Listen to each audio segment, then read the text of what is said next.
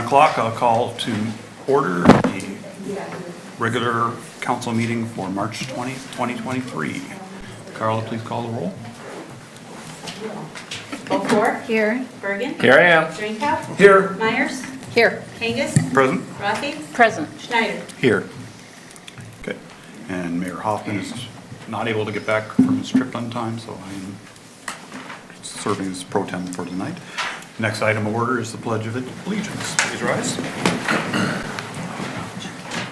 I pledge allegiance to the flag of the United States of America and to the republic for which it stands, one nation, under God, indivisible, with liberty and justice for all.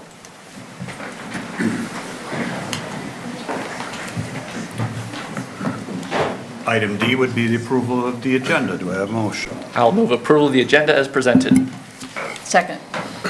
Moved by Birgen, second by Rathe. All in favor, say aye. Aye. Opposed? We have an agenda. Okay. Item E is the approval of minutes. Approve the February 27, 2023 study session minutes and the March 6, 2023 regular meeting minutes. We have a motion on those. I'll move to approve the February 27, 2023 study session meeting minutes and the March 6, 2023 regular meeting minutes. Second. Moved by Drenkow, second by Meyers. Any discussion on that? A voice vote. All in favor say aye. Aye. Opposed? Those 7-0. Okay. Item E is public hearing. This is the date, time, and place for a public hearing of Ordinance 1116, amending sewer rates, charges, and minimum rates. The mayor and city council will entertain any comments. After all comments, the hearing will be declared closed and the following action will be considered. Carla, do we have any written or oral comments? We do not, Your Honor. Okay. Any public comments?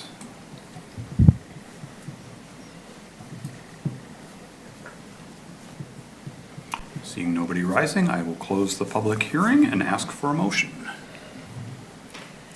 I'll move approval of the third and final reading of Ordinance 1116, amending sewer rates, charges, and minimum rates for fiscal year 2023, 2024, and 2024, 2025. Second. Moved by Rathe, second by Birgen. Council discussion.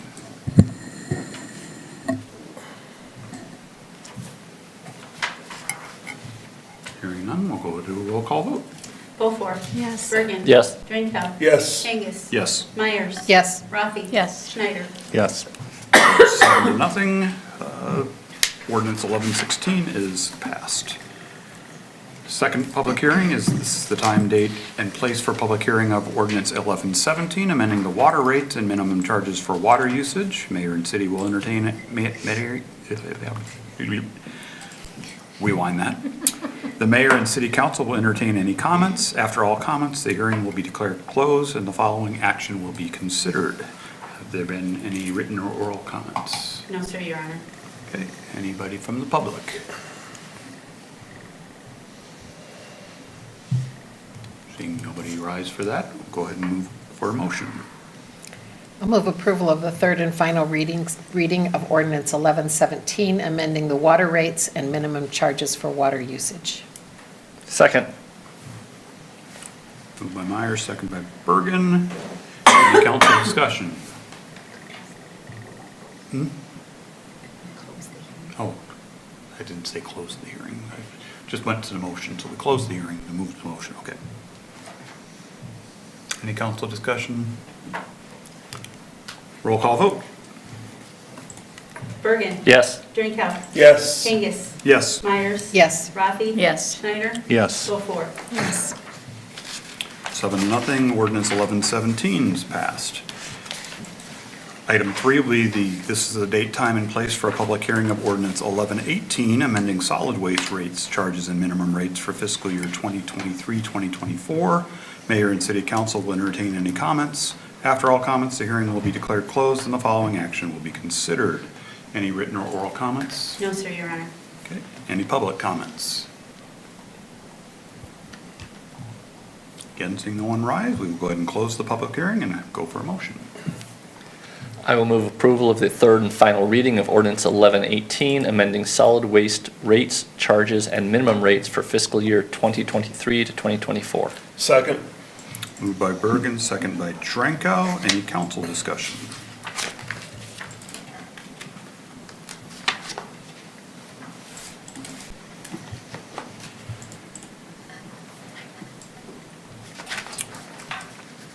Just noticing that the motions all didn't have a year on the 1117 motion.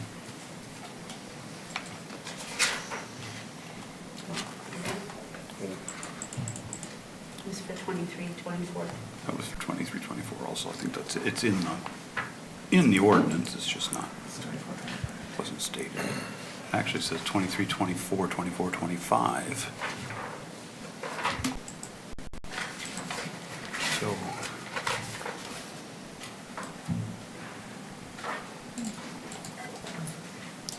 With that, for, all of these are for 23, 24, 24, 25? Yes, sir, they are. Okay, so do we need to go back on 1117 and amend that? It's already been voted on. Technically, I suppose we should. Okay. Since we're still in the meeting, I think we can still do that. We'll just ask for an amended motion on 1117 to add the years. I would move that we amend my previous motion to say approve third and final reading of ordinance 1117, amending the water rates and minimum charges for water usage for fiscal years 23-24 and 24-25. Second? Motion and a second on that. All in favor of that? Do we need, is that a roll call? No. Okay, all in favor, say aye. Aye. So we have 1117 voice vote amended to include the dates on it. We haven't voted on 1118 yet. Do we want to do that, or is that Sure. just for the 23, 24? Yeah, is that also for 24, 25? Because it doesn't, there's nothing in there. It in just the says ordinance. one Think- year. Yeah, this one is just, Solid waste is just 1 year. solid Okay. waste is just 23, 23. Good, thank you. Okay. So we're good on the way it was motioned then? Okay. So any council discussion beyond that? Just happened to catch those numbers were Thank different you. there, but Apologize for that. that's all right. Okay, we'll go to a roll call vote on this then. Drenkow. Yes. Kangas. Yes. Meyers. Yes. Rathe. Yes. Schneider. Yes. Beaufore. Yes. Bergen. Yes. By a vote of 7-0, ordinance 1118 is adopted. Fourth public hearing is, this is the date, time, and place for a public hearing for review of the plan specifications, form of contract, and estimated total cost for the Bituminous Seal Coat Program 2023 project. Mayor and City Council will entertain any comments. After all comments, the hearing will be declared closed and following action will be considered. Do we have any written or oral comments on this? We do not, Your Honor. Okay, are there any public comments?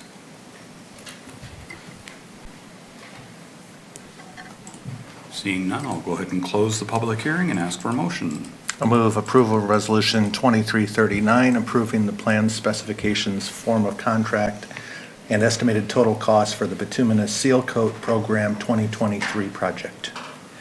Second. Moved by Schneider, second by Birgen. Any council discussion on this? Is there any concern about the location of the material storage area being where the leisure services building is undergoing renovation at the time? Will the renovation, will you be getting in each other's way at all?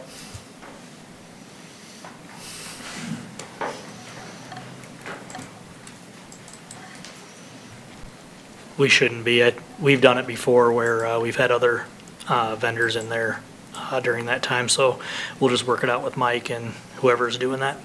Thank you. Yeah, thanks for checking.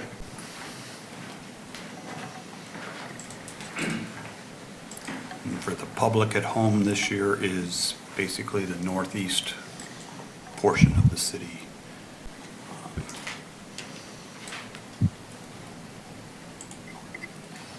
Gets the treatment. Give them the treatment. You know, old referee.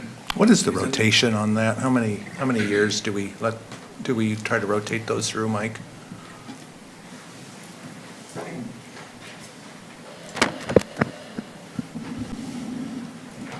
We have the community divided up into 7 districts, and that works very well for a lot of different types of asset management. And so the seal coating is on that 7-year rotation as well. Thanks.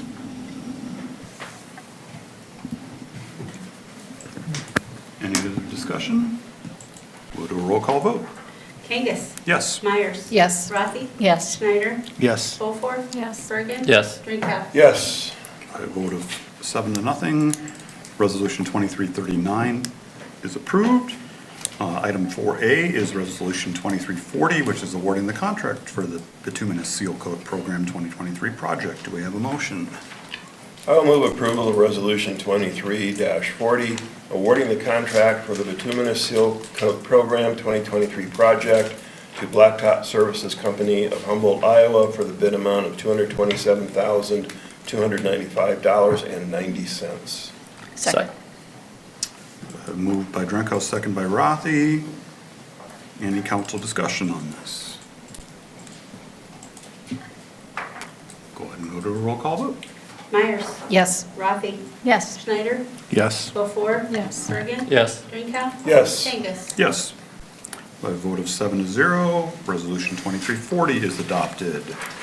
Item 5, this is the date, time, and place for a public hearing for review of the plan specifications, form of contract, and estimated total cost for the Waverly Municipal Airport Construct Taxiway Connector Project. The mayor and city council will entertain any comments. After all comments, the hearing will be declared closed and the following action will be considered. Do we have any written or oral comments? Oh, we do not, Your Honor. Are there any public comments?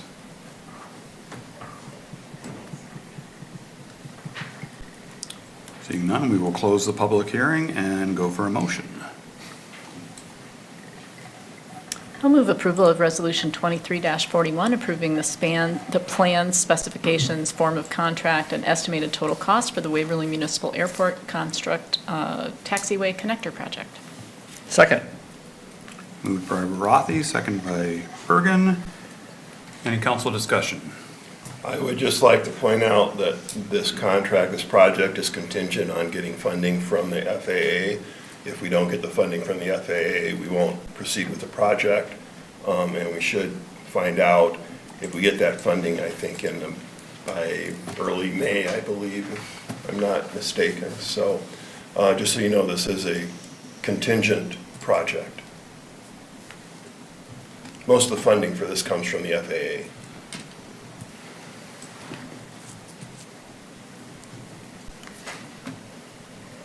Any additional discussion? Okay, we'll go to a roll call vote.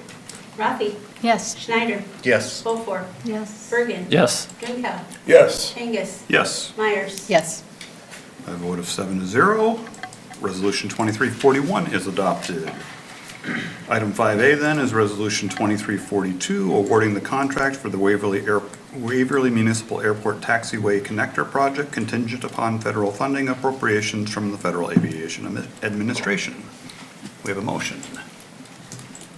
I will move approval of Resolution 23-42, awarding the contract for the Waverly Municipal Airport Taxiway Connector Project contingent upon federal funding appropriations from the Federal Aviation Administration, FAA, to Wicks Construction, Inc. of Decorah, Iowa for the bid amount of $577,119.25.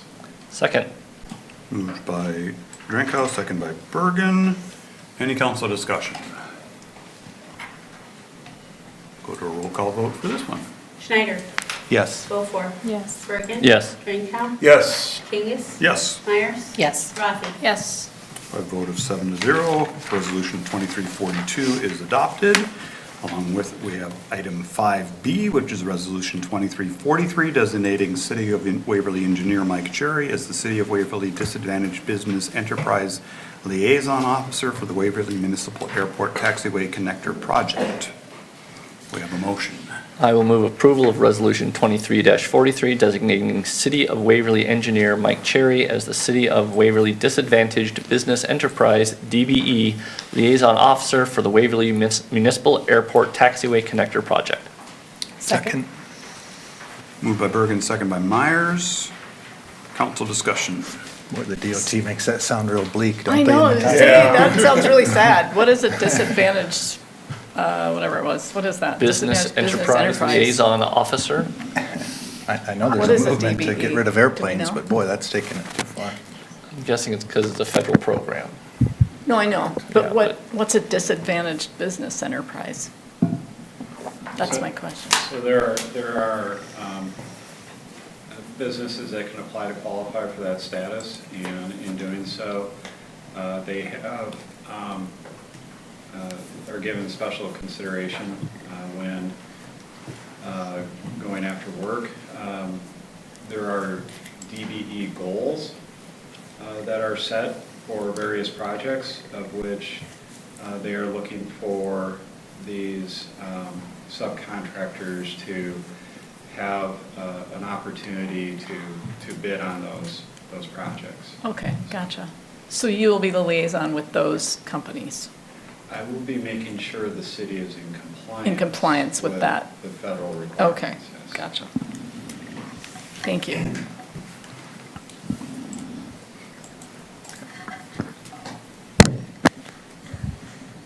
Any other discussion?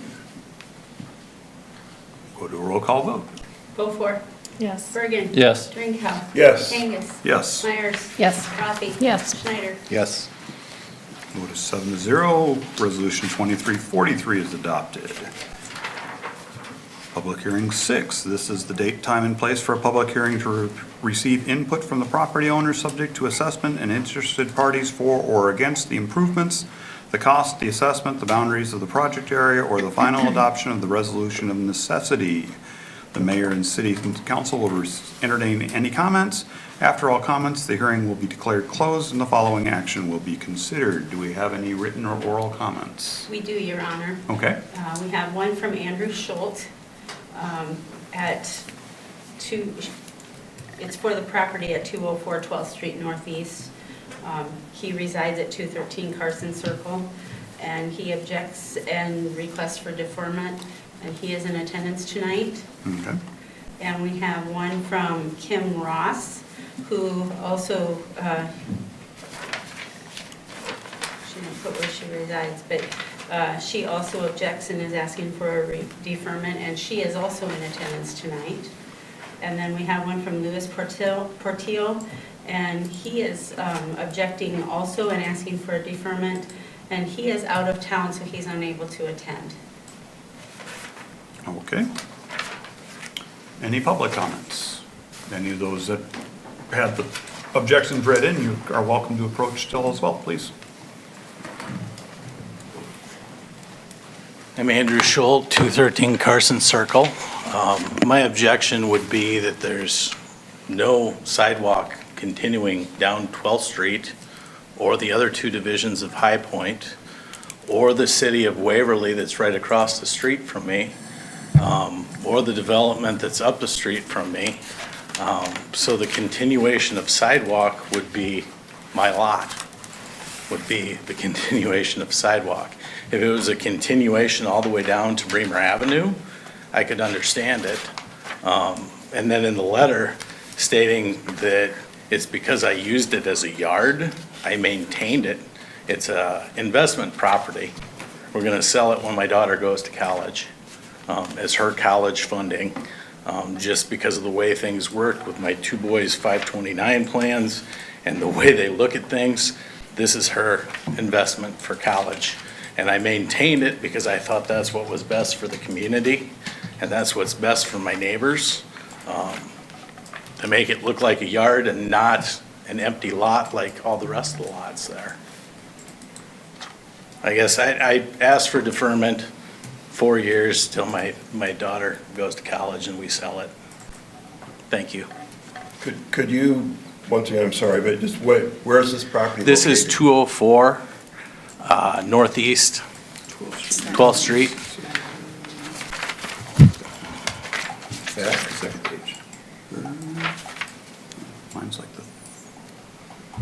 And I'm sorry, we're you distracted. live No, at which house? 213 Carson Circle. Adjacent to. So is the lot behind your house? It's the lot behind our house. We Okay. bought that lot with the house when we purchased the house 5 years ago. Basically, we didn't know when we signed the agreement, we could not sell that lot right away. Or we'd have lost the lot with what we signed for our agreement with the owners at that time. Which we can sell it now, but if I sell it now, my oldest boy's going to college, that's money straight out of the money he's gonna get for going to college. It's just not a good time for us to sell right now. It looks like there is a sidewalk north of the property on the block north. It would be just the Pierce's. Pierce's built a house, and theirs is the only sidewalk. There's sidewalk on the block north of us, but then as you start heading west again, there's several lots that are empty and no sidewalk. As you head towards the water tower, you Right. have the curve. Yeah, I walk there. in that neighborhood a Yeah. lot, so. Yeah, And I don't know that a sidewalk can go across the street because of the detention pond right there. You mentioned that there's a Yeah. little area owned by the city yeah, right there. the city owns that. I'm not right. sure there's room for a sidewalk because of that. That's right next to the Elsa Miller's property, right? There's not one on First Avenue, and you're right, it doesn't go all the way down to Bremer Avenue. No, either, so- I mean, It is we'd an issue when you're extended two walking lots. there. My neighbor's lot was in the proposal, our lot's in the proposal, so it would extend it 2 lots, is what it would extend it. Right.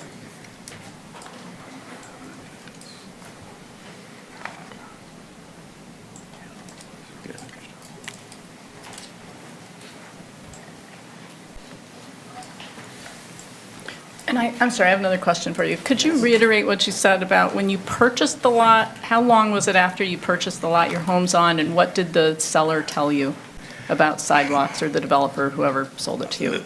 The person who sold it to us told us if we didn't develop it, that we didn't have to put sidewalk on it. And I was under the assumption that we could sell it right away, but because of the agreement we had, which became a quit Quitclaim deed? Or a Quit quitclaim deed, deed? yes. Quick claim deed. Yep, quitclaim deed. If we would have tried to sell it right away, they could have asked for some of that money, is what we were told, that we had to hang on to it for 3 years before, because of the way that was set up, that they could have came back and asked for that money for selling it. So, which I didn't know any of that when we bought it. And I didn't know we'd be paying property taxes on it when we bought it. That was supposed to be through the mortgage. That was a surprise. So there was a lot of surprises with the purchase of the house and extra lot. When were you thinking of selling it? What's that? When were you thinking of selling it? My daughter graduates from Waverly in 2027, and I would guess about this time in 2027, because as soon as we can get financial aid for her, I can sell it, and we can take that money and put it in the bank. But as soon as we put that money in the bank, that's what FAFSA looks at. they're looking at it. I mean, they want to take everything they can possibly take, so.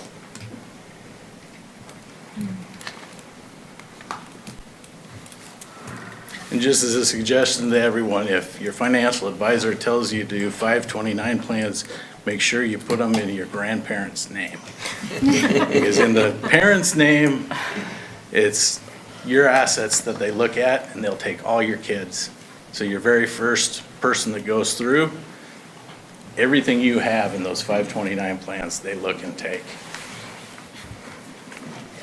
Thank you.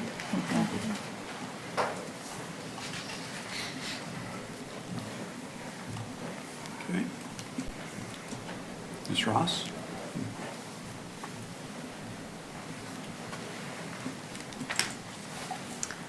Hi, I'm Kim Ross. I'm the owner of 1006 Copper Terrace, which is in northeast Waverly. And I am also asking for a deferment on the requirement for our property as well. And I did file a written request last week. I don't know, do you all Can you see that? Do they have access? They do not have it, but I can email it to them. I do have a copy if anybody wants to read it. I did bring a few copies along. But here's the general gist. I'm an avid walker in Waverly, so I fully support the sidewalk program for walkability in Waverly. Like, that is fantastic for me. I'm specifically asking for a deferment in our property just because I don't think it actually meets the goals of this project. So Copper Terrace is a cul-de-sac with the only entrance and exit point onto Bremer Road. It's not contiguous with the rest of the city except through that Bremer Road, like it doesn't go to any other neighborhoods, right? That section to from Copper Terrace to the next neighborhood, which is contiguous within the city, it's about a quarter of a mile. And that section of Bremer Road is not walkable. There's no sidewalk there, but the speed limit is 35 miles an hour, so cars are going rather quickly. It's hilly and it's curvy, so blind curves. And without a sidewalk and virtually no shoulder there, it is not a great place to walk on Bremer Road.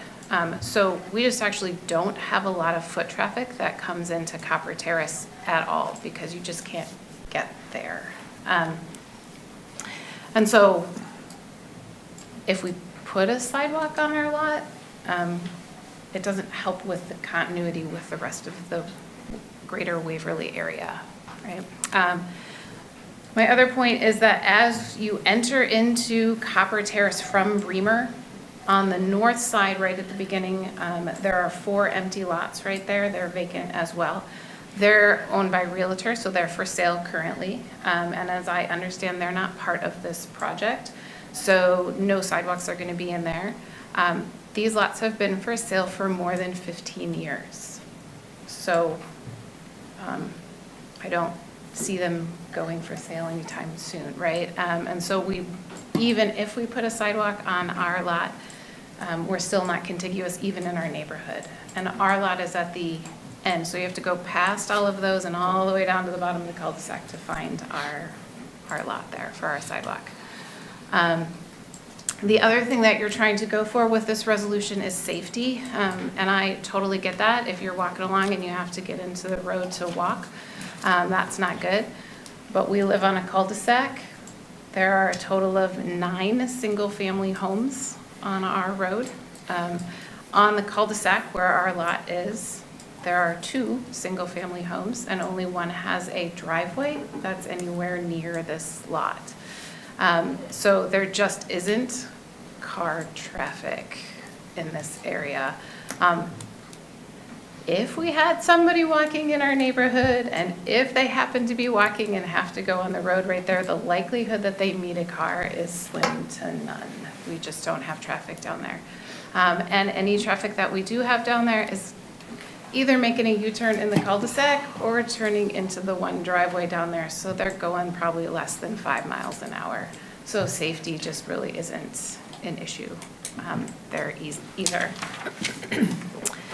And then last thing, the notification that we received said that our lot is a part of this because it's an extension of our property. And I actually think that statement is an error. In 2015, when we bought our property, we did ask the city to include it as an extension of our property. We wanted to use it to build a shed and be able to have it be one big lot. The city denied our request at that time and said, no, because at some point you're going to want to sell that. You'll divide it up and you'll sell it as 2 separate lots. So that will be a buildable lot. So you can't do that. So we pay taxes as a separate buildable lot on there, which has financial implications for us as well. But moreover, we wanted to build a shed on there. Our covenant doesn't allow us to do that if it's not an extension of our property. And because the city doesn't legally recognize it as an extension of our property, we can't use it as such. So I'm not even sure that according to the letter that I got, that we're even a part of this, because it's technically not part of our backyard, right? The city recognizes it as a separate lot. So, like I said, I fully appreciate your desire to make Waverly more walkable. I'm just not sure putting a sidewalk at 1006 Copper Terrace is really going to aid in that goal. It's a significant financial burden on us. It's just under $4,000 to put this sidewalk in, and it's really not helping walkability. It's really not addressing continuity or safety. So do you think there's any merit for the neighborhood to have sidewalks in there? I mean, since people can't walk on Bremer Road, and what about if development goes to the north? Yeah, so I actually would want, I'm asking for a deferment until something would change. So if there would be development to the north, for sure. If something would happen on Bremer Avenue, for sure. Then definitely I could see then we might meet the need and want to do that.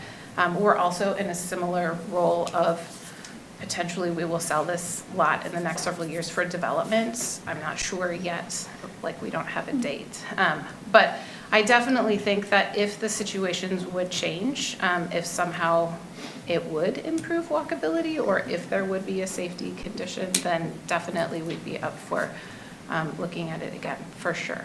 But right now, I just don't know that it merits the $4,000 cost. What do you use the lot for now? It's a pretty wooded lot that we look out on. It doesn't have any structures on it, or? It does have, so we have a little trampoline in the back on the bottom, but it's part of a ravine, so it's the downhill slope of the ravine right now. That's wooded.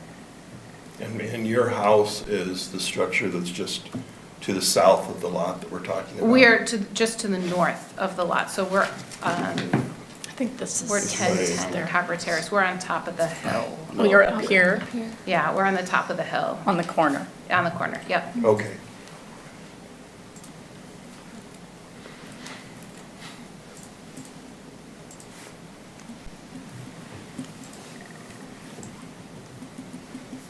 And you bought that property at the same time that you bought the property that your house is located on? No, we actually like the wooded lot. We bought the property that we live in, our residence, in 2011, maybe, or 12. And we bought the lot behind it in 2015. We actually didn't want a residence to be put on it at that time, so we bought it just so that we could protect the woods back there. And we were hoping maybe to put a shed on it, but then when the city said no, we weren't able to do that. So now we just have a nice wooded lot. Okay. All right. Thank you. Yeah.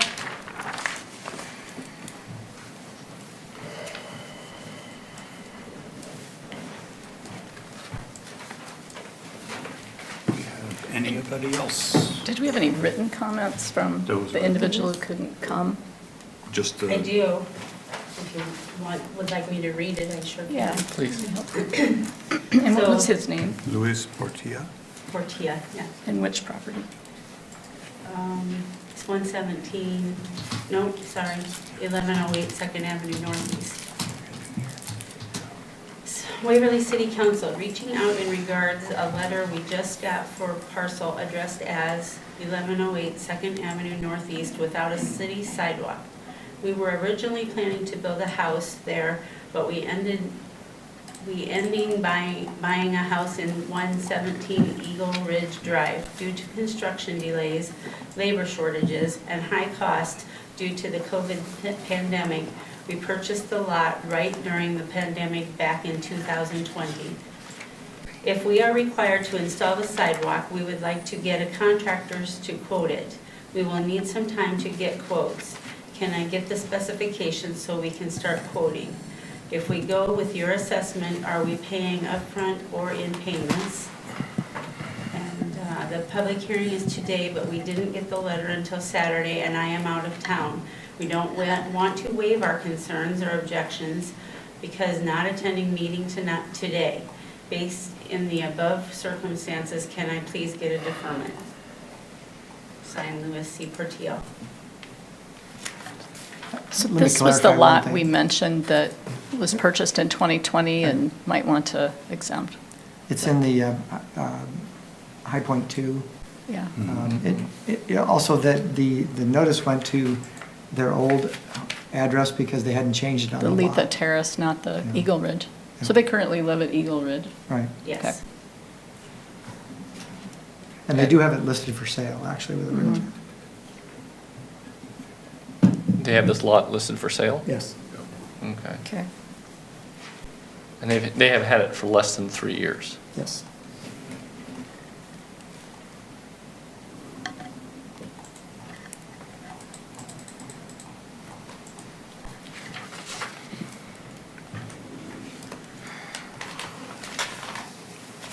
So what's the procedure here? You need to decide whether you're going to make any changes in the schedule with regards to a deferment or removal, and then decide whether you want to pass a resolution with the remaining projects. Okay, so let me make sure we have any other public comments for the public hearing. And nobody else rise, we'll go ahead and close the public hearing, and we'll go ahead and talk about what our options are here. Or actually go for a motion, well. Do you need a motion before we can discuss it? So we could strike any or all of the three that have a concern on this and pass it. Correct. That would be one option. Believe that's. Another option, we just vote it down and. Well, let's get the motion on the floor first here, and then we can, if you want to make amendments to that, then we Amend can that, make yeah. amendments to it. So I'll go ahead and move approval of Resolution 23-44, adopting a resolution of necessity for the sidewalk infill program or project 2023. Second. Okay, we've got it moved by Drenkow, seconded by Birgen. Do we have discussion on this then? This is where we can talk about if we want to do an amendment to the motion. I think all of the objections are very valid, in my opinion. And I would be okay with removing them. Well, some of this comes down to whether we have sidewalks at all in areas where there's not a lot of foot traffic. I mean, if our policy is we have sidewalks that are part of a property, that are built on a property, that are not dependent on having tons of people walk on them, then I'm not sure that we should make a lot of exceptions.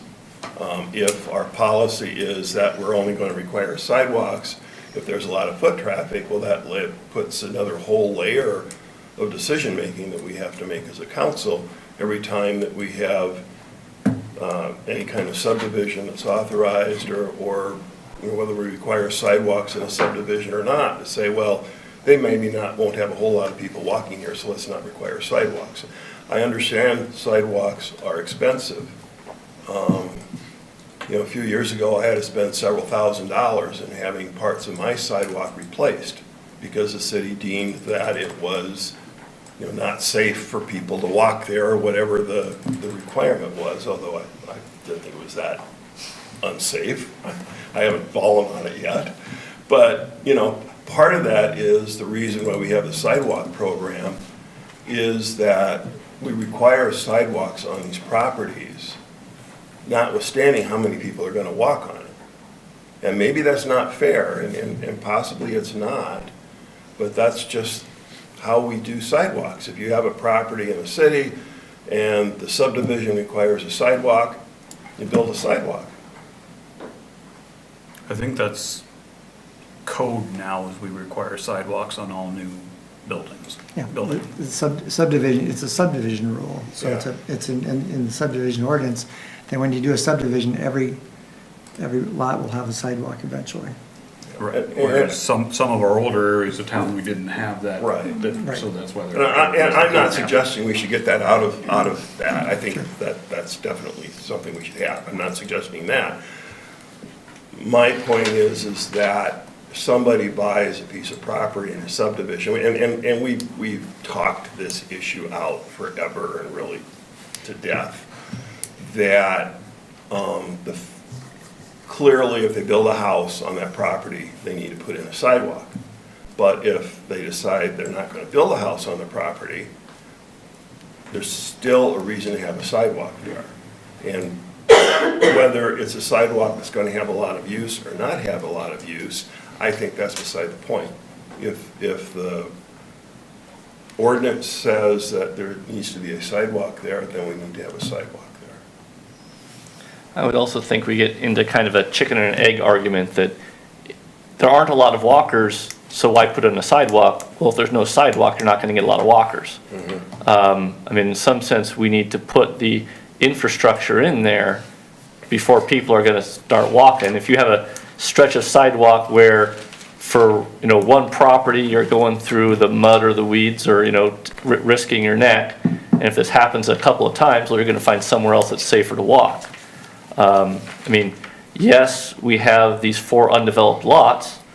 Well, I don't know, if I was looking to build a house, I might be interested in how walkable that neighborhood is. So maybe having some continuous sidewalk might make it more attractive. So I'm definitely in agreement with Rod that this, that the argument that a neighborhood doesn't have a lot of foot traffic isn't a salient one for me. I am looking at this third request, the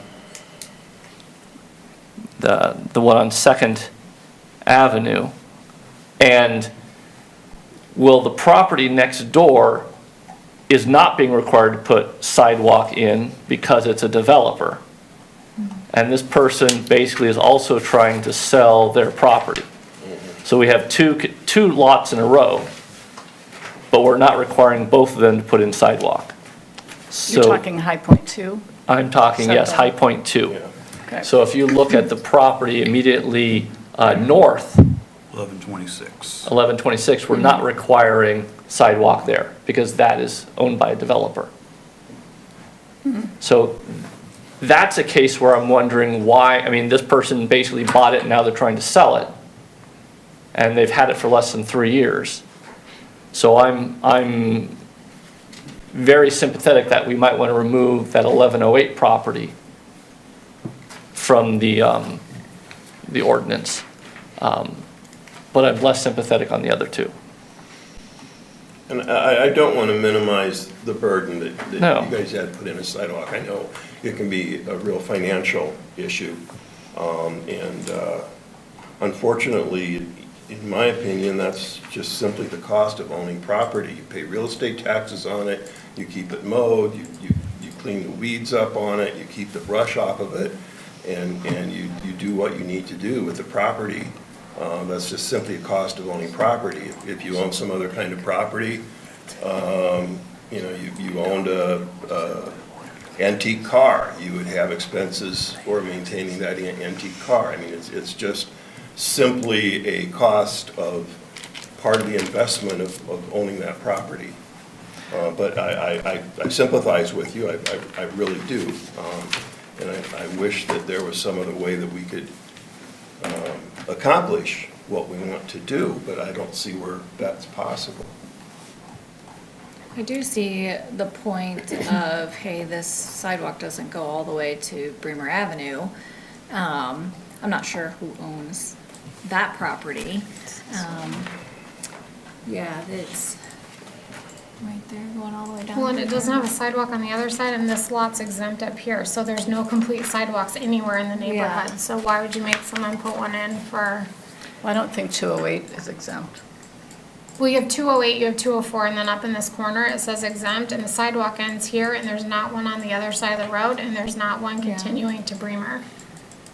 Yeah, and I will say, walking that neighborhood, it's an issue, especially when the weather's bad. And I think if 208, we haven't heard an objection from them or a request for deferment, so I presume there's going to be a sidewalk that goes in there.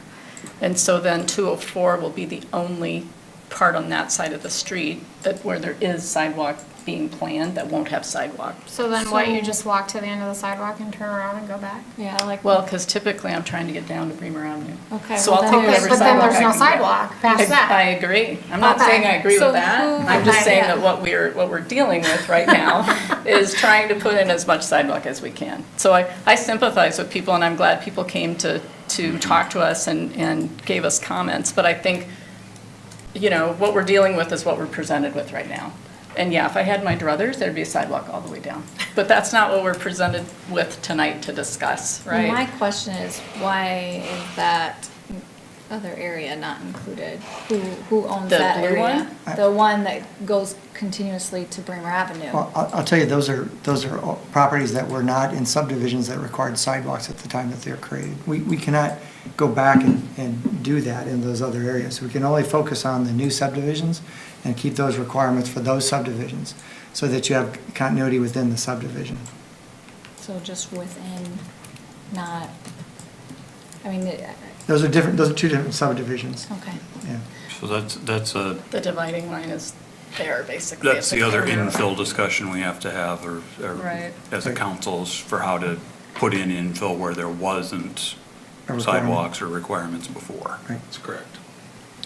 I have to say, I agree with what Rod and Brian and Ann have expressed. I absolutely empathize with all three people that have asked for deferments, and I also walk those neighborhoods a lot. And I wish that sidewalk went all the way to Bremer Avenue too, believe me. What I really struggle with is if we're going to make this a pedestrian-friendly community like we continuously say we want to, then we have to start somewhere, and it's very hard to make a standardized policy. It's going to hurt some people more than it's going to hurt other people, but how do we pick and choose who we're going to say has to do it and who we aren't going to make do it? It would be my hope that for those people who have expressed that they hope to sell that property in the not-too-distant future, in my opinion, that should add value to the property. So when you sell it, I would hope you could ask more for it if you've got your sidewalk there. Well, half the time though, when people drive over the sidewalk, it breaks it, so they have to put a new sidewalk in anyway. When they build. Yeah, so We I mean, discussed that's that, really yeah. flush. I mean, Yeah, I think So what do we do? Do we say whoever wants to complain doesn't have to do it, and the people that don't complain have to do it? Well, I mean, yeah. I mean, the goal of this has been to have the connectivity and have the walkability. And, I mean, that's still my preference, but we kind of, the last time, we kind of gave a blanket exception to the developers that if they haven't sold it, they don't have to put a sidewalk in. There's no pressure on them ever. So there is not, I mean, the motivation to sell, or I mean, the motivation for somebody to buy and invest is being taken away. We're taking that away from people that would buy these lots as investments, potential investments. So the developers are stuck with them because they get the exemption of not having to put sidewalks in, whereas somebody buys it, now they're either building and putting it in or holding on to it. If they don't sell it by a certain time, then they're gonna have to put it in anyways. So. So what's the Well, it's only a answer? successful investment if you sell it at a profit, right? If you hang on to it, it's not all that profitable, right, till you sell it. And so, I mean, I think we have three different scenarios. We've got the one lot where they bought it in 2020, weren't able to build, bought a different house. They've had it for less than 3 years. They are actively trying to sell it. That's one scenario. We've got another scenario where unfortunately the purchaser didn't know or was told that they were going to not have to do a sidewalk. I don't know what was in the paperwork, but it sounds like was misled. And if they don't put a sidewalk in, they're going to be the only lot on that side of the street that's required to have sidewalks that won't have a sidewalk. That's the other scenario. We've got another person who says, well, no one walks on my cul-de-sac, so I shouldn't have to do a sidewalk. Although I would hope that those lots will sell at some point, and if you're landlocked in there because the county road is dangerous, although people do walk on it, I walk on it to get past the Catholic cemetery and into that subdivision. you hope that a sidewalk's going to be there, and so we might have deja vu and have the conversation again when we're going to put sidewalks through that whole development. And so I think we have 3 different scenarios, and we have talked about this issue a lot. I think what I've learned is you can't please everybody. We're trying to balance connectivity, being a pedestrian-friendly town, helping economic development, and sometimes those priorities clash. And you're right, it doesn't make any sense to necessarily to put in a sidewalk and then build on it the next year and rip up the sidewalk. But we have 1 property that's being actively sold, 2 properties that aren't going to be sold, we don't know when, right? We're being asked for an indefinite deferment by the Copper Terrace one, maybe a 4-year, 5-year, 6-year deferment by the other one. You know, so I think we need to be a pedestrian-friendly town. I think we have to take the steps we can, and it is a burden. I mean, I don't want to downplay that because it's a financial burden. But Rod's point about the older neighborhoods, we have asked the older neighborhood property owners who often are at a lower socioeconomic level to help pay for their sidewalks, whether it's repair or spots that we're missing. And I think we need to be consistent, as consistent as we can be throughout town. It is a burden, and I don't want to downplay that, but I think our main goal, we need to do what's best for the city as a whole. And I'm sympathetic to giving a deferment to the property that's currently for sale, that's been owned for less time, and not to the other 2. Even though it's not an easy decision, but that's where I stand.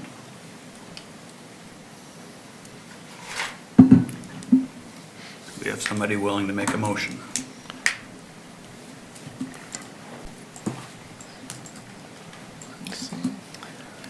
I gotta figure out how to word this. You want me to give it a shot? Yeah, you give it a shot. If you just You're a wanted lawyer, to you defer give it a to shot. one, it would be just the deferred one. Yeah, I'll move to amend the assessment schedule to provide do we want to have a 2-year deferment for the property at 1108 2nd Avenue Northeast, since it is under, well, I'm sorry, I can't. I think 2 years works because we do this usually every 2 years. Every how many? 2 years? The infills Do it every every 2 2 years. years? Yeah. Okay. Okay, So- so then, I move to, whatever I said, did you write that down as I was saying it, Carla? For Second Amend Avenue. assessment schedule to provide a 2-year deferment. For the And property at stop. 1108 2nd Avenue Northeast. Second. Discussion on the proposed amendment.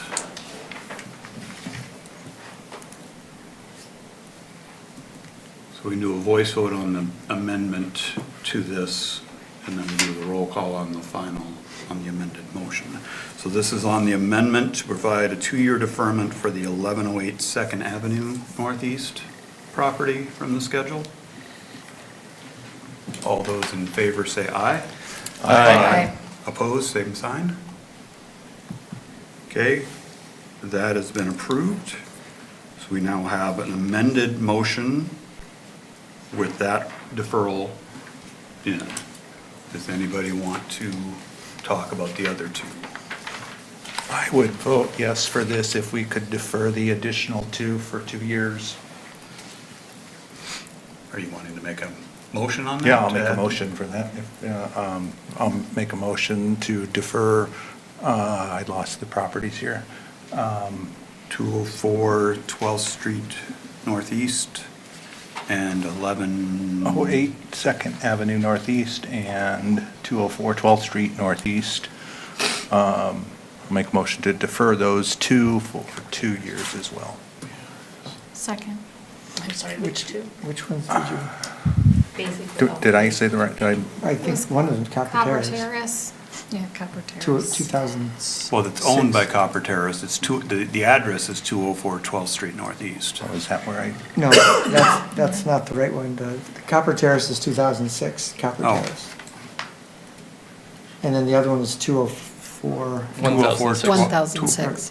1,006 Cover Terrace. 1,006, I'm sorry. Yeah. So we'll make sure we get the numbers right. 1,006 Copper Terrace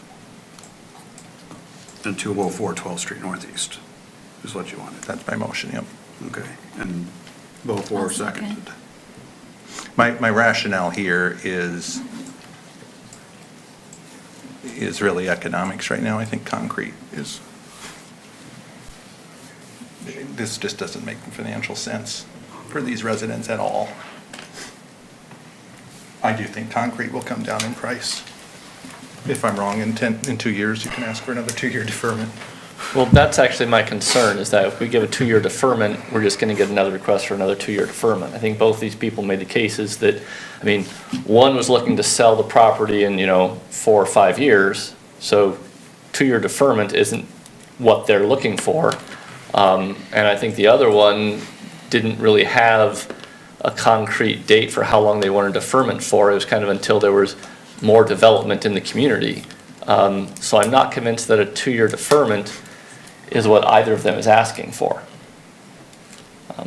And I don't want to say 2-year deferment, 2-year deferment, 2-year deferment, every 2 years you get another 2-year deferment. I also wouldn't want to say a permanent deferment either. I agree. So. Well, my point, and I started to ramble on when I was trying to make the initial motion, is that the property at 1108 Second Avenue North of East is actively being sold. Or Correct. actively Absolutely. being marketed. Yes. And it's possible they won't get it sold, but if they don't get it sold in 2 years, then we'll look at it again and say, okay, you had 2 years to sell it, you didn't sell it, now we're gonna go ahead with the sidewalk. If they get it sold, then it will be the new property owner that's going to have to be looking at the sidewalk. The other properties are not actively being marketed, so I think that's the distinction in my mind that leads me to be comfortable with the deferment on the one property and not on the other two.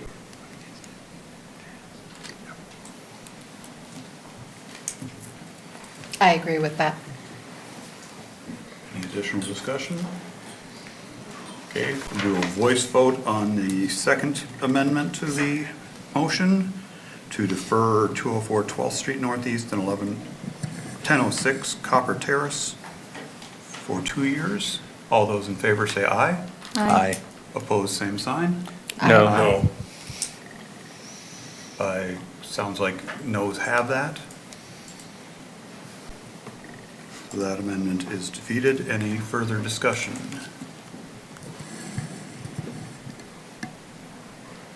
Then we'll go to a roll call vote on the amended motion, which provides a 2-year deferment for the 1108 Second Avenue Northeast. Carla? Birgen. Yes. Drenkow. Yes. Kangas. Yes. Myers. Yes. Rathe. Yes. Schneider. No. Beaufore. No. By a vote of 5-2, Resolution 2344 is... It's defeated, sir. it- Oh, we needed a 6-1? It's a 6 out of 7 vote, so it was defeated, sir. So Okay. those properties will be pushed to put the sidewalk in. Okay, so by a vote with 5 yeses, 2 noes, it is not pass. Yes, sir. Okay. So will staff be notifying all the property owners Yes. then that that's not going to happen? Yes. So the next time we can revisit this is when? 2 years. Well, actually, I think the 2121 resolution says we'll review it every 2 years. I think the council can decide to do it whenever they want. We could review it. Well, it's got to be a year from this. A year vote. from now, right? Yeah. The earliest Was we- everybody aware it needed a 6-1 vote? I was not. We had talked about it previously. I think you put it in the I think I saw it. memo too, yeah. Yeah. Okay. And I'm all for sidewalks, and I'd really like to push this through, but I just think we have to be extremely sensitive to optional financial stresses on the community at this moment. We will move on then to item 7. This is the date, time, and place for a public hearing on the proposed budget for fiscal year 2023-2024. Mayor and City Council will entertain any comments. After all comments, the hearing will be declared closed and the following action will be considered. Do we have any written or oral comments? We do not, Your Honor. Okay, is there any public comments on the budget? Seeing nobody rise on this, we will close the public hearing and ask for a motion on this.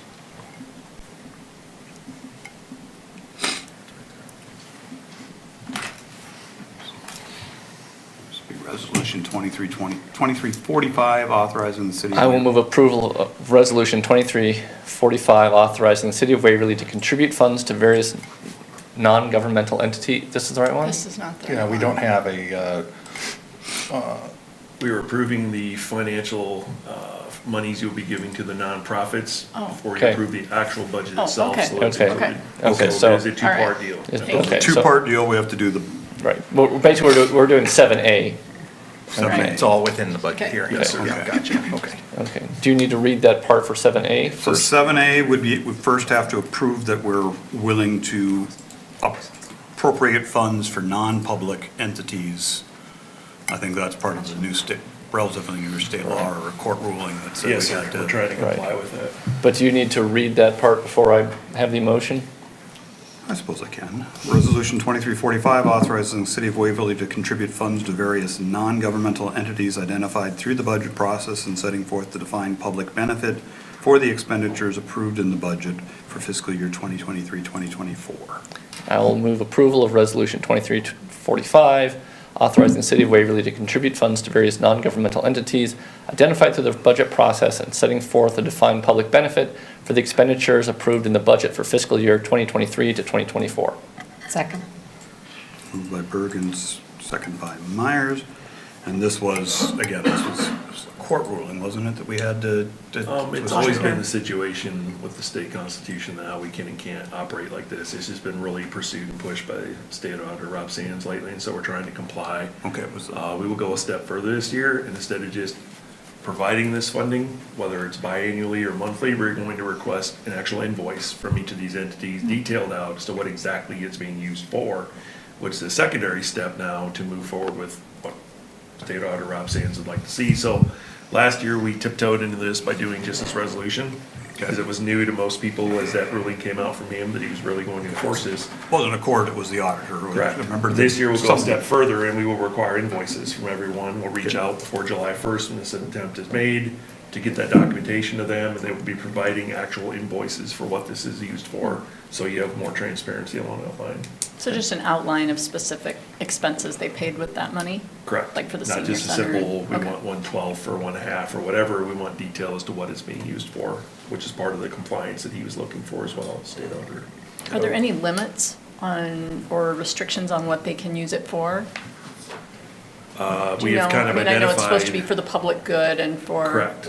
But is there any other restriction? I'm just thinking of like the Not senior that I'm center aware board. of, and- as long as it complies with what we've stated it is, whether it's for tourism or public benefit, those are the key ones that we look for.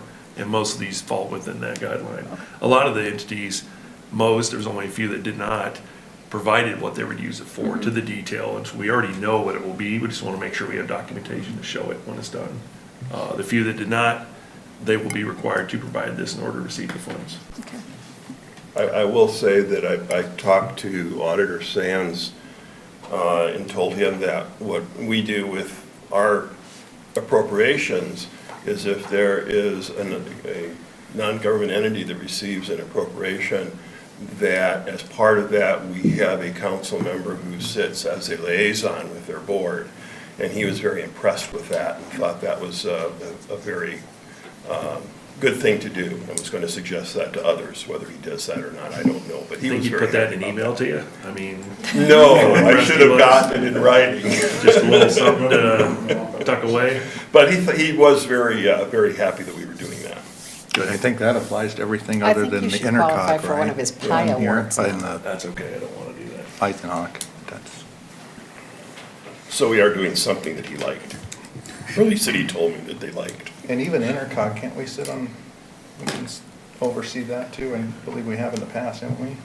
Had somebody. Intercog? Those meetings. We have people that attend a number of those meetings. Do we, have we still in the recent couple years, 3 years? I don't know. Some of those meetings are specific to certain areas, and we do have staff that do attend. but not everything. Some of it's more administrative, and we don't have that attendance. But we will have them provide the same level of detail when they do their invoicing also. Probably not a plan of the year and councils here to, I think intercog would probably be good if we had somebody on a regular basis attend those meetings. But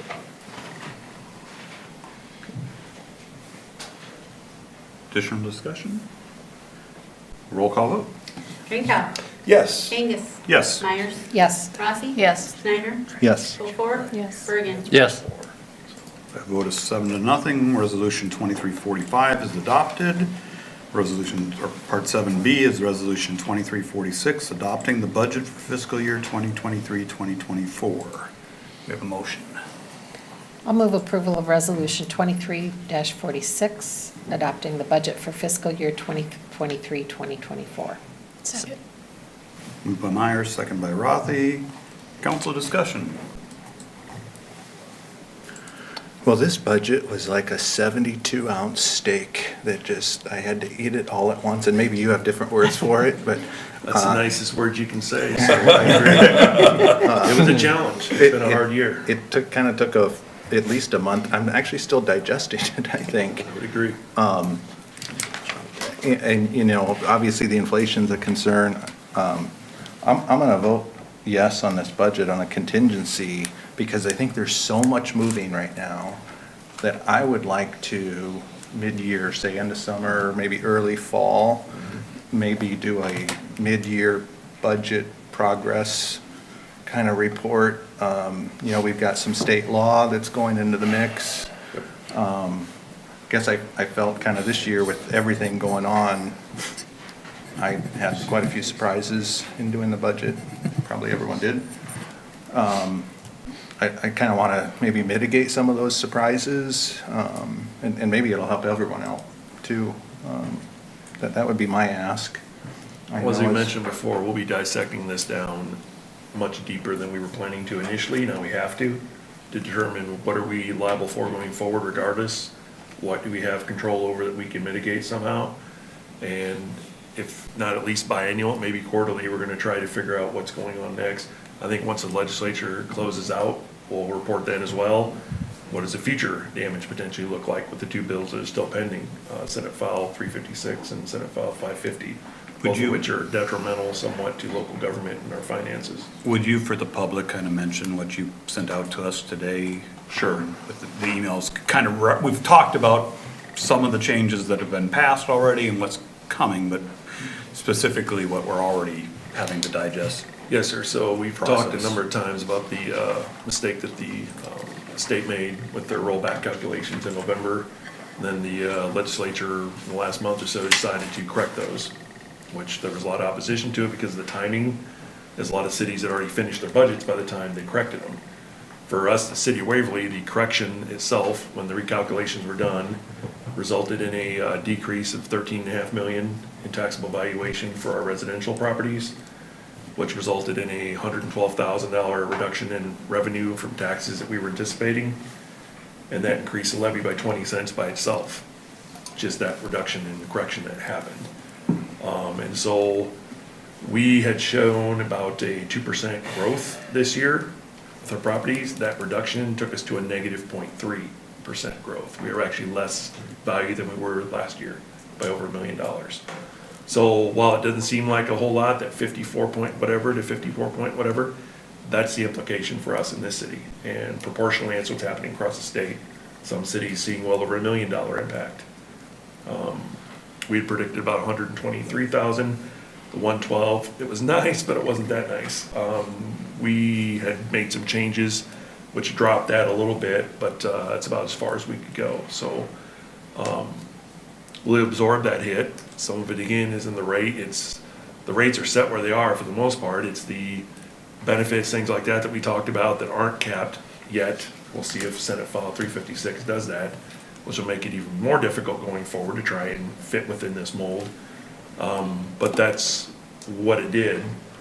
Now, had this been done correct initially in last November, the numbers would have still been the same, so I don't dispute any of what they've done, just the timing would have been different. we wouldn't have been 7 months into the current fiscal year, which makes it very difficult to make an impact versus being 4 or 5 months in. And we could have had a lot more time to really sift through what we were dealing with up front. And so the timing was the biggest problem that we had this year, whether it was the audit, which is another issue of timing for us, versus the impact from the state.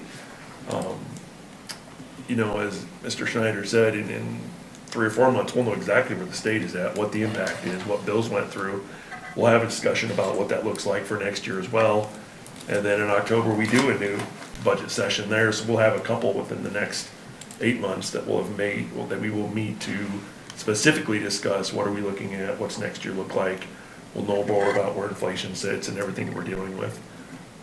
So in a nutshell, I'm not very happy with the rate where it went as well. We were not able to buy that down this year like we would in the past.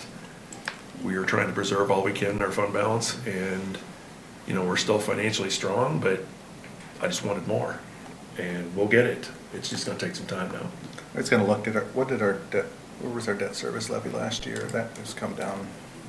It did come down by a nickel until this Oh. change went through. Now it's up a nickel, Okay. and that's how the swing hits. And so that's the worst of it, is you just, until we get this information literally weeks ago, we really didn't know where we were sitting, and they've given us till the end of April. That really doesn't help as much as they think it would. It's not gonna make a difference. Here's where we are unless you wanna cut some more out of the budget, and we can do that. We've tried to take it where we could in such a short time period. And our goal, sit down with Val this year, is to walk through it in a lot greater detail to really try and trim out where are we, you know, accessing a lot of the funds that we need. What else can we do? We'll look for some loopholes before they close them, how we do some things differently potentially. But it's gonna be a challenge, and this is not the end of it. I think the next year or possibly 2 years could be just as challenging, depending on what is passed by the end of April or May or whenever the session closes. So it's just kind of what we're facing right now. Like I said, we're fine, we are growing. Others that aren't are much more dire shape, but I just don't like where we're at.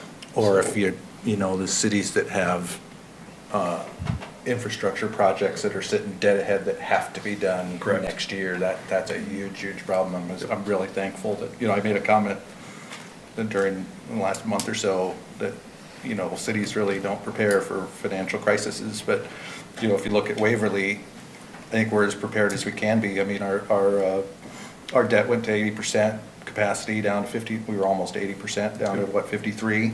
Correct. So we're in a great position there. Our infrastructure's in a good place. So if we do need to drop off more optionals, we can. And I think that's a good position to be in right now. No, you're correct. A lot of the items that we're looking at going forward will have minimal infrastructure need. There'll be a project here and there. It was more the amenities, which unfortunately is what makes us what we are. That placemaking, the park renovations, whether we're looking at a pool or any of our golf courses, those are the items we're really gonna be focused on going forward, as well as our trail bridges. All these things that make us unique and great is where unfortunately we're heading when this hit us. So it is not as much infrastructure, it's more amenities. And so we can push off, we will have to push off some of this. How far, we don't know. But luckily we've got done what we have over the years. That aggressiveness has paid off. A lot of projects are completed. We're in a good shape, good place. Overall, this bridge is still gonna go through fine. We're still gonna try and get a trail bridge a year done. So, I mean, we're gonna make progress, just not as fast as we would like to have. We'll just have to temper things a little bit and work through. We'll know a lot more by this fall. We'll have this dissected to a lot of pieces. We'll know a lot more this fall where we sit, so. Well, we're very fortunate, I think, to have your financial expertise, and I say this every year when we see the budget. Our department heads go into the budget process very lean. They have already trimmed before we even see the numbers, and this year they had to trim quickly in the few days before the process, and jobs that were thought to be necessary the week before our first budget meeting had to be left at the side of the road because of these cuts. And so I really appreciate the work that city staff does. I think the legislature, I just am very disappointed. Either they do not understand how local government works or they don't care, because they talk about wanting to drop taxes, and it's not like services can come out of thin air.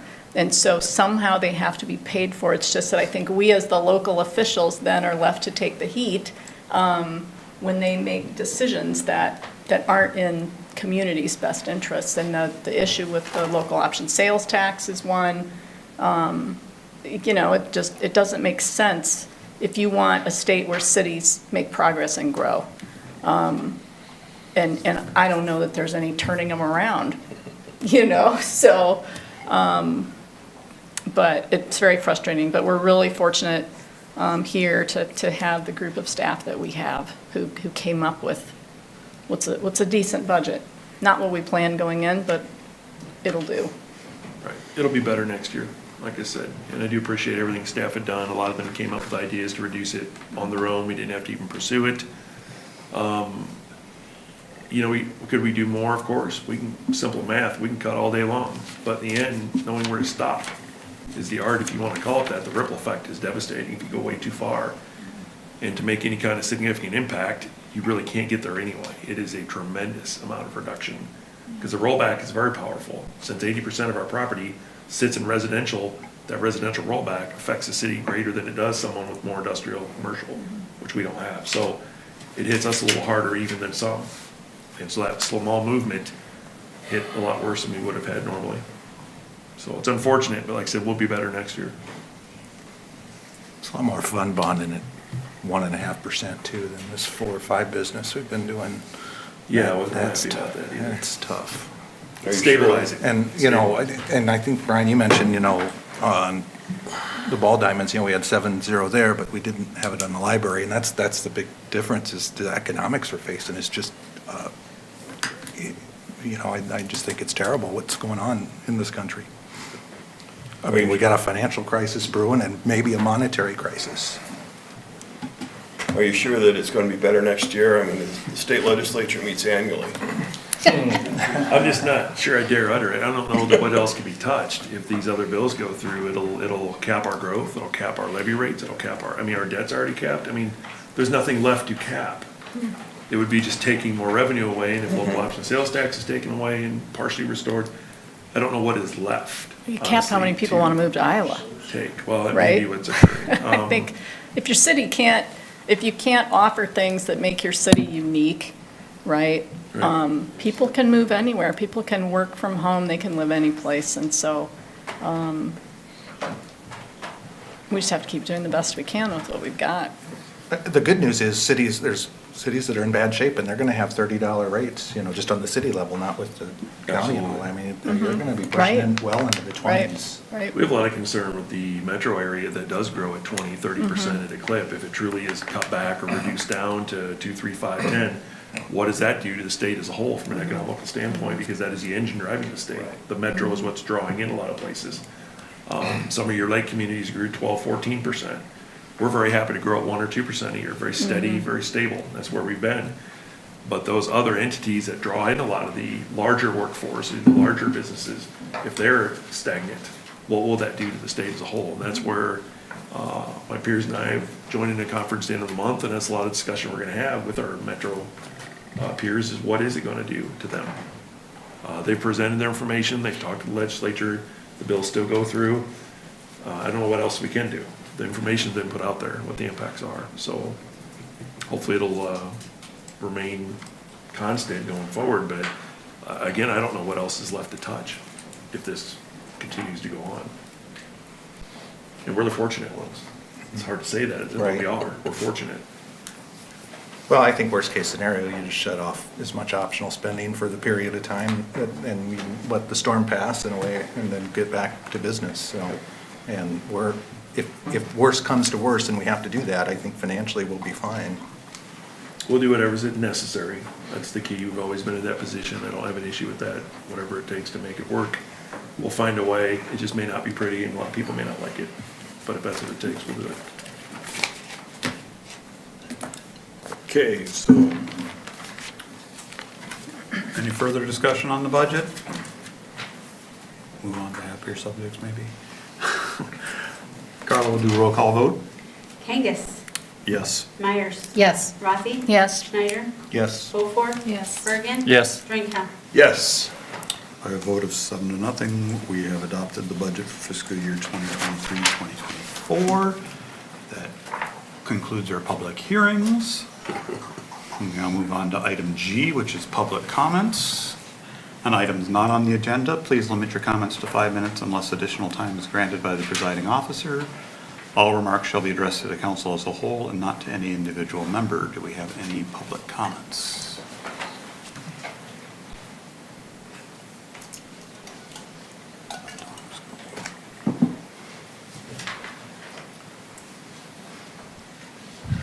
Hi, I'm Steve Main, your representative to the Upper Cedar Watershed Management Improvement Authority.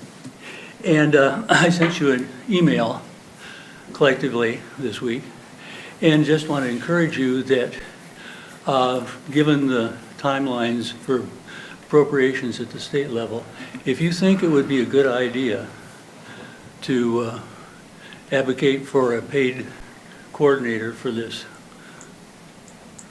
whatever it is, authority without authority. This would probably be a good time for you to do it, and maybe do it individually.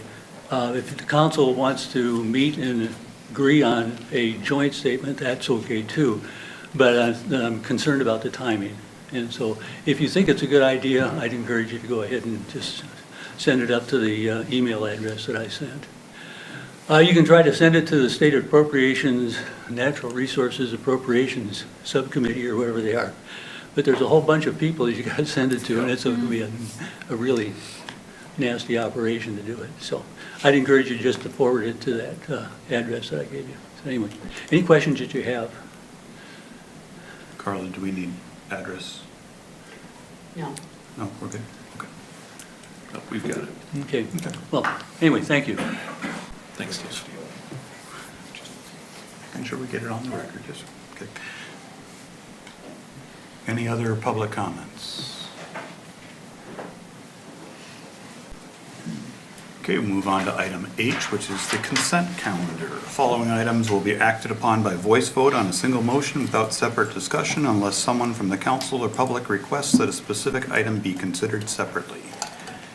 Item number 1 is a pay request number 3 to Cardinal Construction for Cedar River Park Phase 3, dugouts and handrails in the amount of $163,092.30.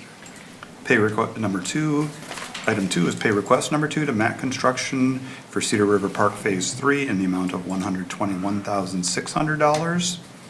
Item 3 is pay request number 21 to Grider Construction Incorporated for WPC facility improvements in the amount of $299,441.90. Item 4 is the cash disbursements for January 2023. Item 5 is the cash disbursements for February 2023. Item 6 is a Class E retail alcohol license for Walmart Supercenter number 1005. Item number 7 is an ownership update for Walmart Supercenter number 1005. And item number 8 is a Class C retail alcohol license for El Sol Mexican Restaurant. Do we have a motion? I'll move to approve the consent calendar as read by the mayor. Second? I just have one correction. In number 1, it's 162,092. No, on the actual invoice, it says 163. Ours is a mistake. Okay, I apologize. What you had typed out is 162, Yep. what's in the... You're right, I apologize. 63. Oh, maybe two, sorry. Okay. So, let's see, we have a motion and a second. Voice vote, all in favor, say aye. Aye. Opposed? We approve the consent calendar. On to regular business. Item number 1, Resolution 23-47, approving the owner-architect agreement between the Waverly Public Library and Studio Melee. I'm assuming it's, you say the acronym as opposed to just the letters, okay. I will move approval of Resolution 23-47, approving the owner-architect agreement between the Waverly Public Library and Studio Melee of West Des Moines, Iowa, for a total amount of $175,500. Second. Motion by Birgen, seconded by Rathe. Council discussion.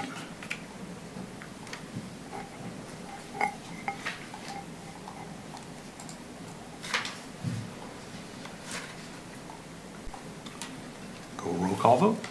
Rathe? Yes. Schneider? Yes. Beaufore? Yes. Birgen? Yes. Drenkow? Yes. Kangas? Yes. Meyers? Yes. Didn't realize you were first, otherwise I would have held back just a second so you can get your drink in. Yeah, it's all right. Item 2 is Resolution 2348, approving a lease agreement between Clayton Bruns to cut and bale grass at the Waverly Municipal Airport in 2023, and authorizing the mayor and city clerk to sign the agreement. We have a motion. I will move approval of Resolution 23-48, approving a lease agreement with Clayton Bruns to cut and bale grass at the Waverly Municipal Airport in 2023 for $4,600, and authorizing the mayor and city clerk to sign the agreement. Second. Motion by Birgen, motion by Drenkow, second by Birgen. Any council discussion? Roll call vote. Rathe? Yes. Schneider? Yes. Beaufore? Yes. Bergen? Yes. Drenkow? Yes. Kangas? Yes. Meyers? Yes. Vote is 7-0, 2348 is adopted. Item 3 is the third and final reading of Ordinance 1121, amending Chapter 100 zoning of the Waverly City Code by amending Section 100.28. We have a motion. I'll move approval of the third and final reading of Ordinance 1121, amending Chapter 100 zoning of the Waverly City Code by amending Section 100.28. Second. Motion by Schneider, second by Birgen. Any council discussion? Roll call vote. Schneider? Yes. Beaufore? Yes. Bergen? Yes. Drenkow? Yes. Kangas? Yes. Myers? Yes. Rathe? Yes. Vote is 7-0. Ordinance 1121 is adopted. Item number 4 is the first reading of Ordinance 1122, rescinding the acceptance of the dedication of Tagalong Trail and Heritage Hollow as city streets, and vacating and conveying the rights-of-way to the owner, J&J Investments LLC, without consideration, and setting a public hearing. We have a motion. I'll move approval of the first reading of Ordinance 1122, rescinding the acceptance of the dedication, excuse me, of Tagalong Trail and Heritage Hollow as city streets, and vacating and conveying the rights-of-way to the owner, J&J Investments LLC, without consideration, and set a public hearing on April 3rd, 2023 at 7 PM in the council chambers of City Hall. Second. Motion by Rathe, second by Birgen. Council discussion, or want So maybe- to Bill give us a Yeah, little this bit is of background on this confusing. first? Give you a little history. So the LLC that purchased this property is controlled by the neighbor next door, and they indicated that they wanted to buy this because it's next to where they live, and they want to use it. It's going to be in their development company, and we're not sure what's going to happen in the future, but we wanted to make sure that we weren't going to be responsible for any street improvements or public improvements with regards to that street in the meantime. And I think it's very likely it'll be reconfigured if it is developed, and when it is developed, it'll be reconfigured in a different way, and that'll be their choice when they do that. The city just will not be a part of that until it's approving a new subdivision for that. Isn't it a little unusual for the city to accept the streets when there are no streets? It's Eagle Ridge 2.0. Yeah. Okay. Well, That's what we're getting away I know from. we had that issue Yes. before that we discussed. That's It's actually what this- we're getting away from. The Centennial Oaks was the entire subdivision, so they were all dedicated when they Okay. had part of them to dedicate. Right. Very clearly, the language stated that, so. So there really isn't a downside for this on the part of the city. It's just kind of a do-over. Right, All right. right. Kind of erases what they have, lets them redo what they want to do. We're assuming it's going to be a little bigger lot, bigger housing. There's been a lot of discussion of different possibilities, but something going forward will happen, and it'll be brought back to you at that time. All right.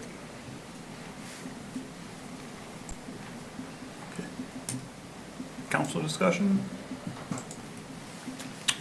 Roll call vote. Beaufore? Yes. Bergen? Yes. Drenkow? Yes. Kangas? Yes. Myers? Yes. Rathe? Yes. Schneider? Yes.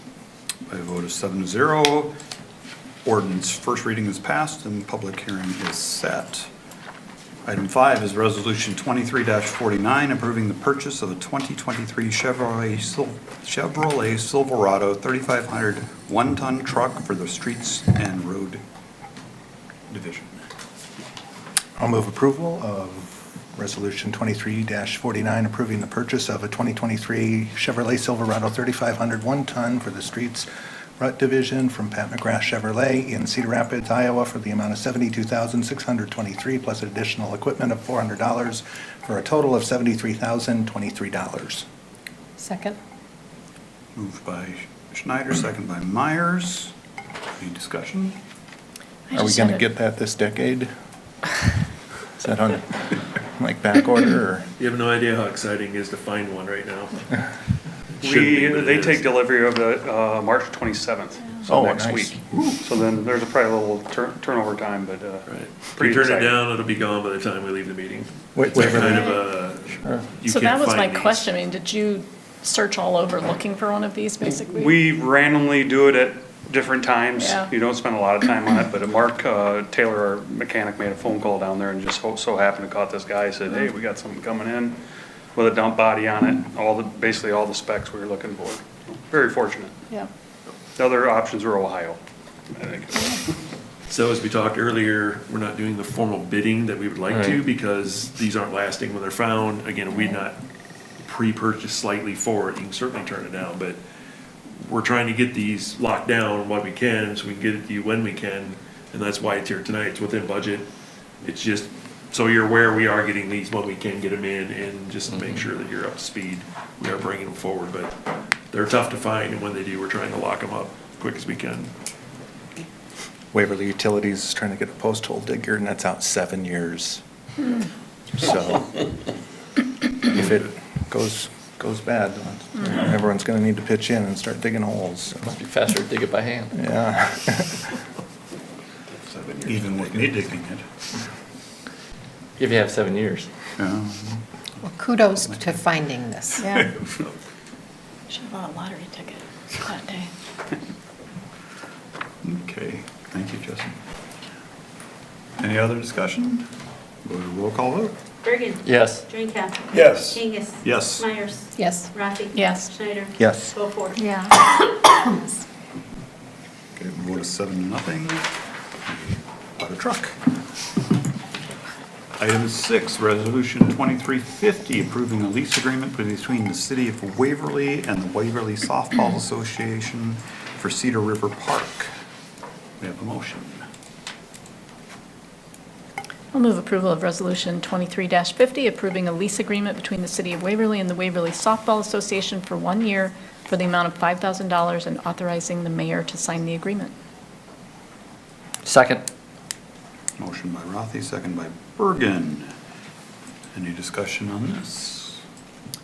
So my only question was, does this cover the Miracle Field, or is the scheduling for events on that field going to be handled by your office or somebody else, Garrett?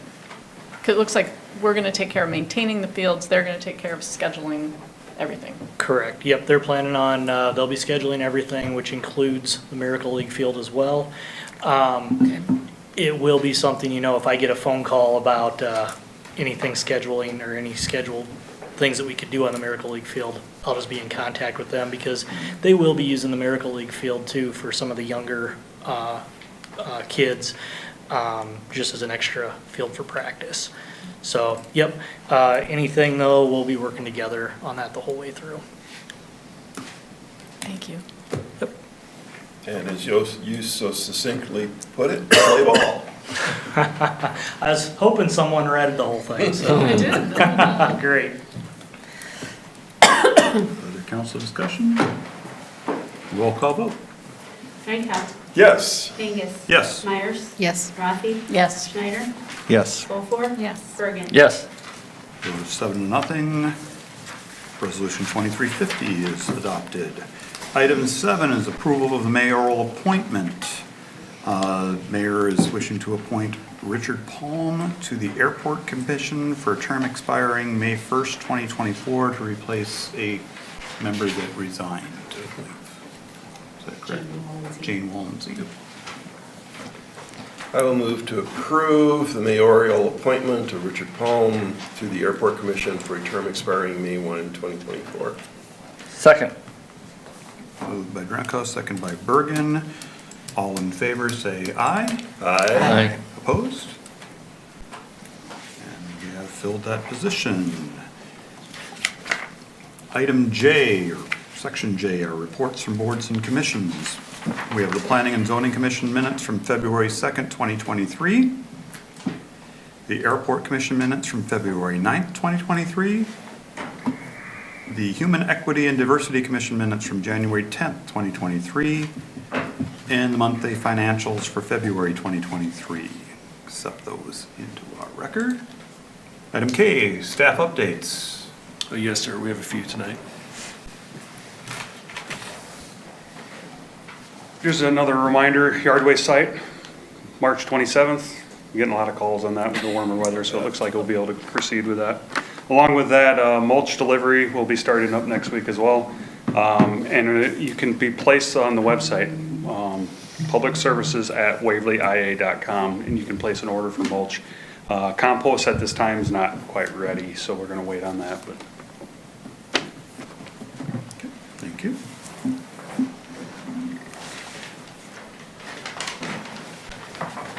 All right, so back to Cedar River Park. If you haven't been past there lately, get out there and take a look. Almost all the buildings are up.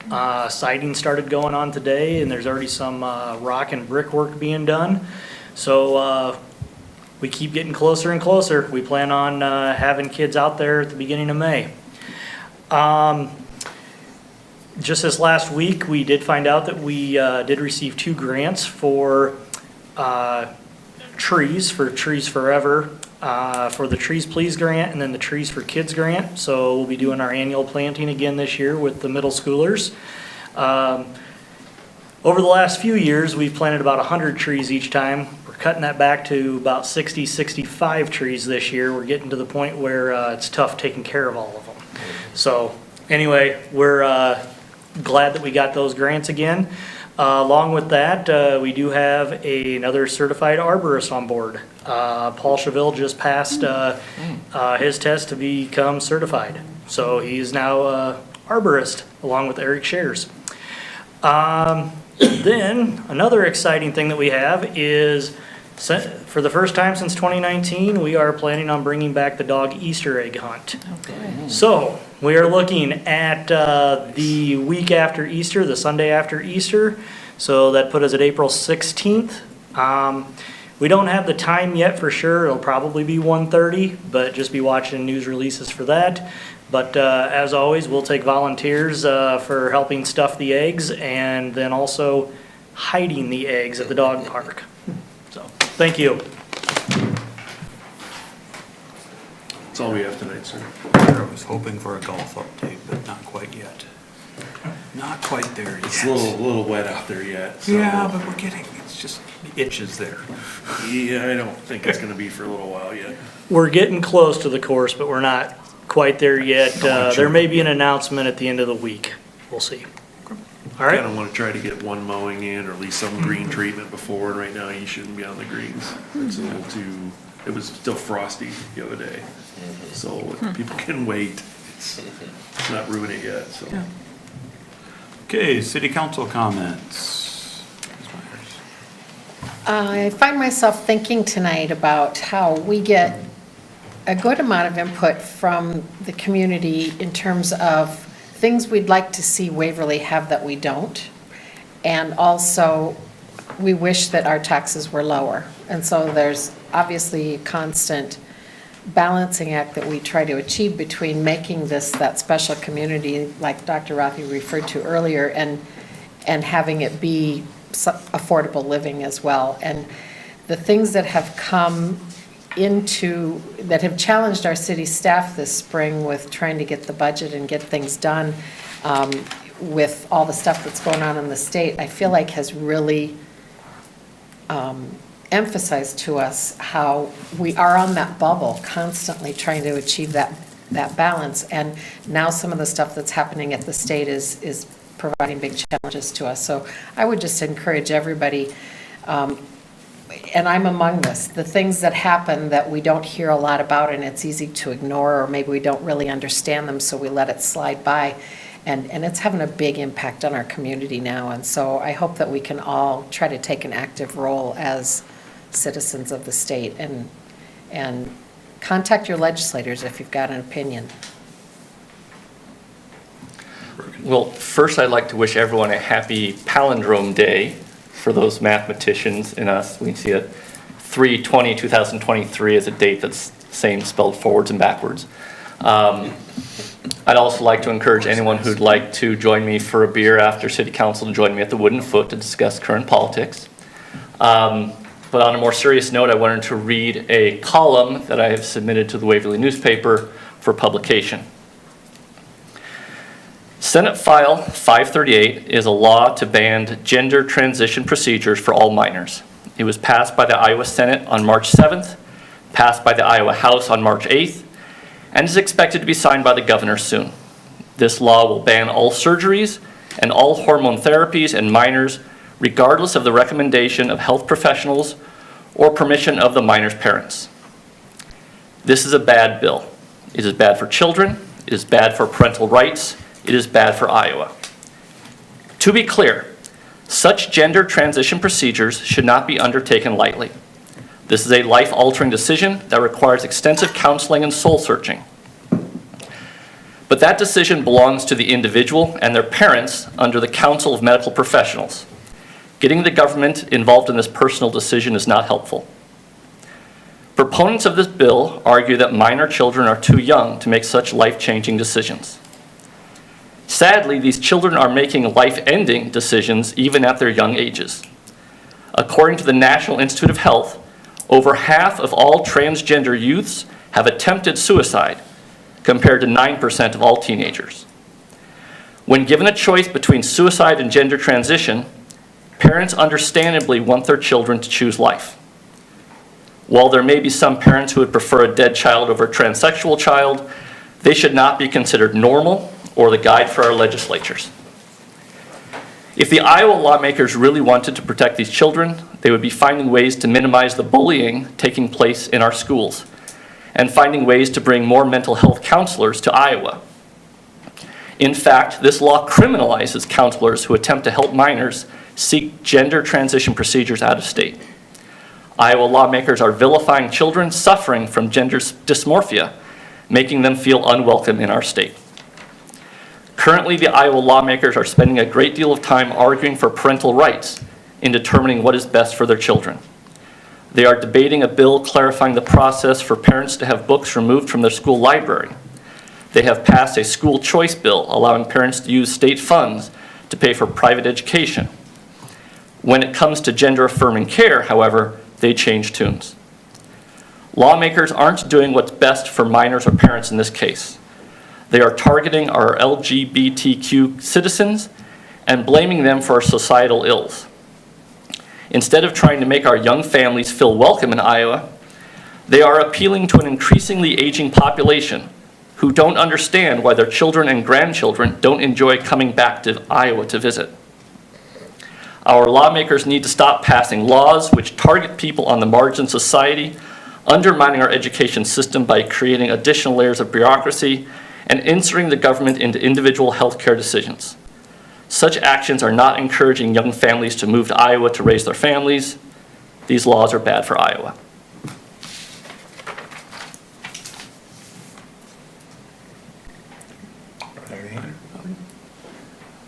Mr. Drenkow? Well, I know it's late already, but I do have my 2 cents to throw in here, and I'll try to make it very short. For many, many years, the Waverly Rotary Club has sponsored exchange students, both coming to Waverly and Waverly students that have gone to other countries. We have partnered at times with the Sister City program and brought students over from Eisenach to be here in Waverly.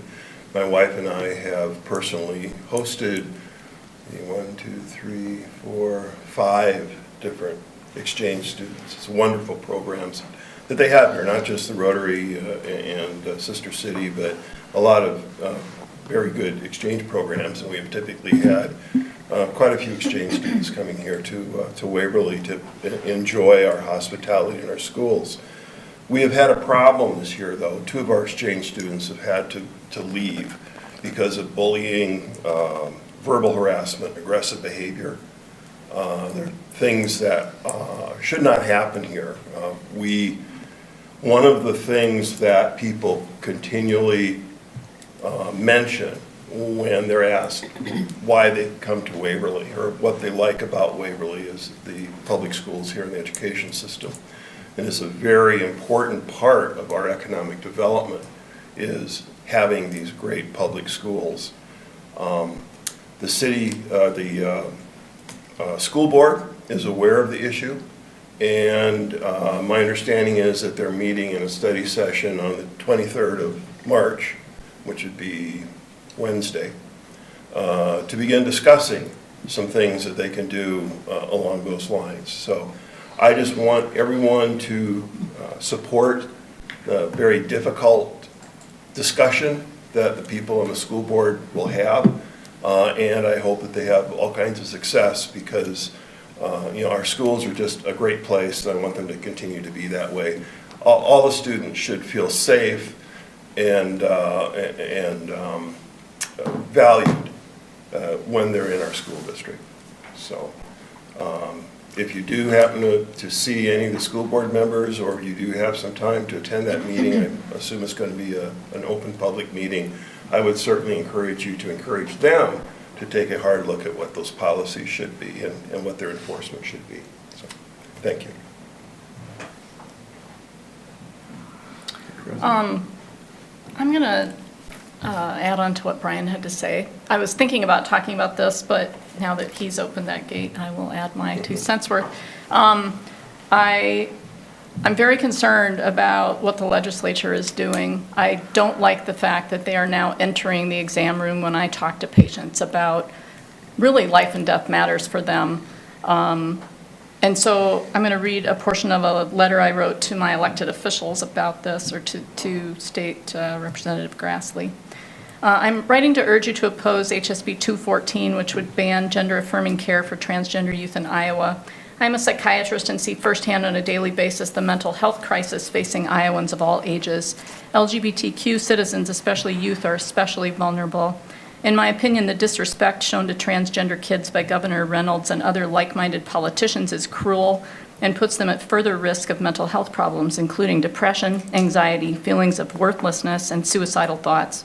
I'm very concerned that prohibiting gender-affirming care for transgender youth with gender dysphoria will also increase Iowa's suicide rate. I attended a continuing medical education conference in February and heard an outstanding lecture about the mental health risks faced by transgender youth and what constitutes standard of care treatment for them. The facts, based on research published in reputable peer-reviewed medical journals, tells us that trans adolescents are bullied more often and are more likely to have suicidal behaviors than other adolescents. Gender-affirming hormone treatment provided to adolescents is proven to significantly lower the odds of severe psychological distress and suicidal ideation. Simply put, it saves lives. We are fortunate in Iowa to have thoughtful, well-trained clinicians who serve transgender youth and their families. Please vote against this bill and allow them to continue their important work.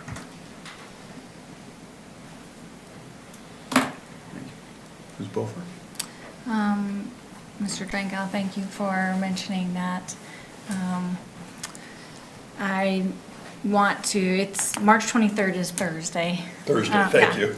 That is a study session, so they won't be making any decisions. They'll be working on looking into some of the policies and how those things could change.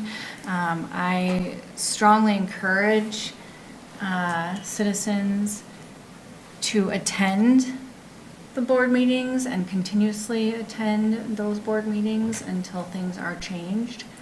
There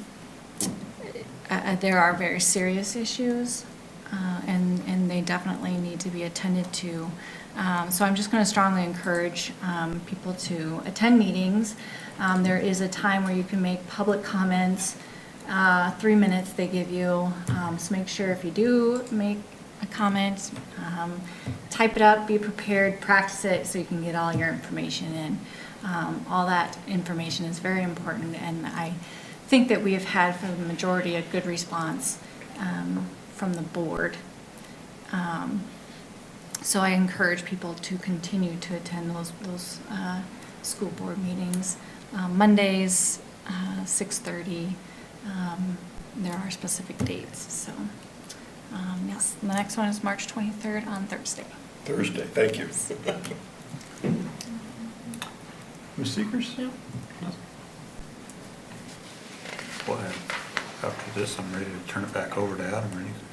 I guess, especially at the weekend, the Iowa college basketball teams, really, other than the Iowa women, all the other state schools kind of struggled, and it's not been a fun weekend. But hey, it's spring. We're reaching the equinox, so I guess that's all I have. Any motion for this adjourn? A motion to adjourn? Second. Motion for adjourn. All in favor, say aye. Aye. We are adjourned.